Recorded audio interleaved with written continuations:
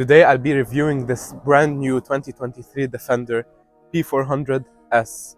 So the question you'll be asking, is it still worth it to buy this SUV? For me, it's a big yes, and now I will tell you why.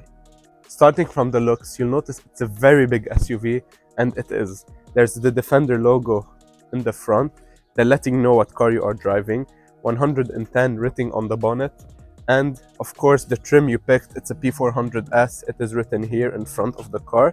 We have these beautiful headlights that are really aggressive and add aggressiveness to the car. So this car is a flashback to the old Defender, so you notice some things that are close to each other. We have these small vents here that let air into the radiators, the small projector, so when you're driving it will light up in front. And now we'll continue to the side of the car. Moving on, we have these big arches here, some air intakes, real air intakes that let air flow to the engine. It's an inline six, we'll get to that in a moment. We have these side skirts that are huge and very rugged. Like you see, they don't move and they don't go in and out of the car, so they are fixed. So when I try to get in the car, they don't budge. We have beautiful rims on the car. The ground clearance is 228 millimeters. It's not really high and it's not low. It's perfect for off-roading in my opinion, of course. Taking a look at the back, we have the spare wheel that is put in this beautiful cover. Tail lights, they look amazing. And let's look for the exhaust pipe. It's located down there. We have two exits.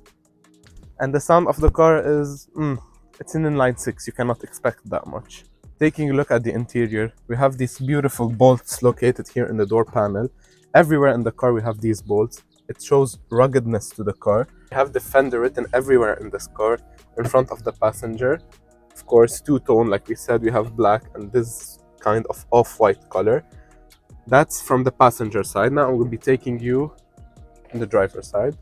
Of course, the seats are adjustable, I forgot to say that. Okay, the car greets you, good morning, from the center console. We have a lot of space in the car, cup holders of course, and a lot of space down there. I don't know what you're going to be using it for. Taking a look, I'll get in the car now. It's fairly easy using the rails. Okay, so we have climate control located here. The seats are heated and ventilated. You press a button, you control the seats. I'm going to turn on the car. So one push, now I can cool the seats or heat them up. It comes down to me. It's a hot day, so I'm going to be cooling the seats. All things related to off-road are located here.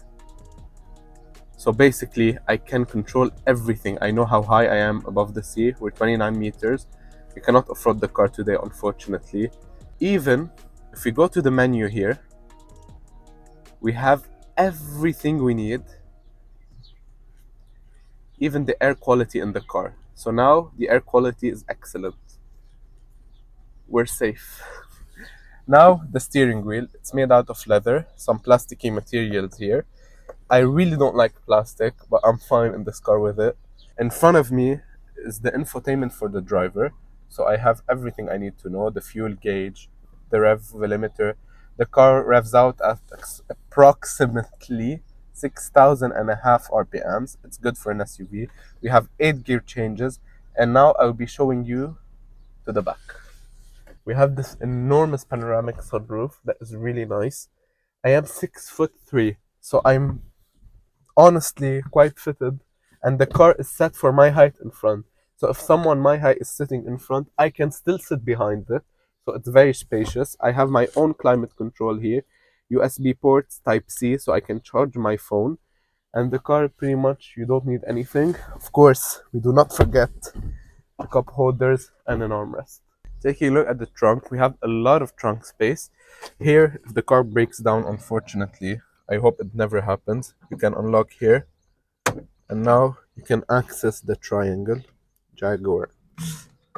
Moving on. Hopefully I know how to lock it, I did.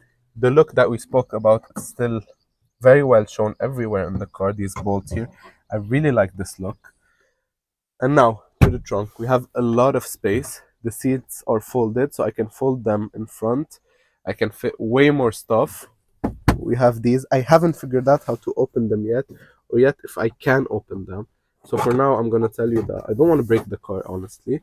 And here we have the own climate control for the back. this mesh here. I don't know what you're gonna put in this mesh. Of course, here's some plug-in stuff.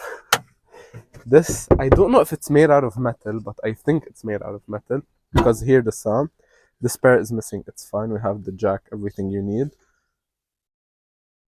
You hear? I think it's made out of metal. And we continue here. We have these so you can hold small bags using these points. The spare is not missing. It is right here. I forgot about it. Under the hood, we have an inline six that produces 394 horsepower, so it's a very quick car. The Defender has multiple trims. We have a inline 4 and we have a V8, of course. I prefer the V8, but honestly, driving the inline 6, it's not that bad. It's a very quick car, especially for the weight. It's a heavy car also.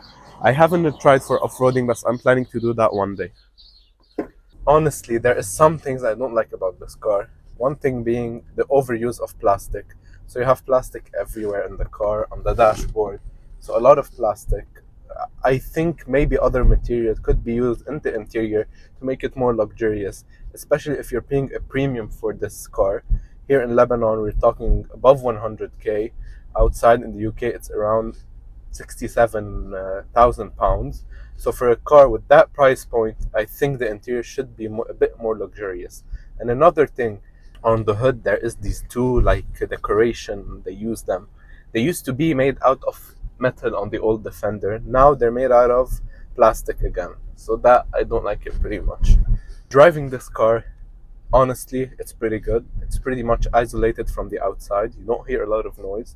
Another thing is the ride is super smooth. The suspension is smooth. You don't feel the bumps and you don't feel the pothole on the roads. So the car like glides over them. The big ones you do kind of feel them, but for a car that size, there's no jiggling in the car. So I like it. I'm buying this car, the Defender P400 S110. I would definitely recommend buying this car on a 7.5, 8 out of 10. It's a very good daily. The engine is amazing. Driving it, there's a bit of lag in the first couple of gears, but it's fine. You'll get through it. The mirrors are big, so you can see when you're backing up. You have a lot of cameras. The car in general is a very good SUV. It's a big SUV, so you have to be careful while driving it. But honestly, I really like it. Comment, what car should I do next? Dun, dun, dun.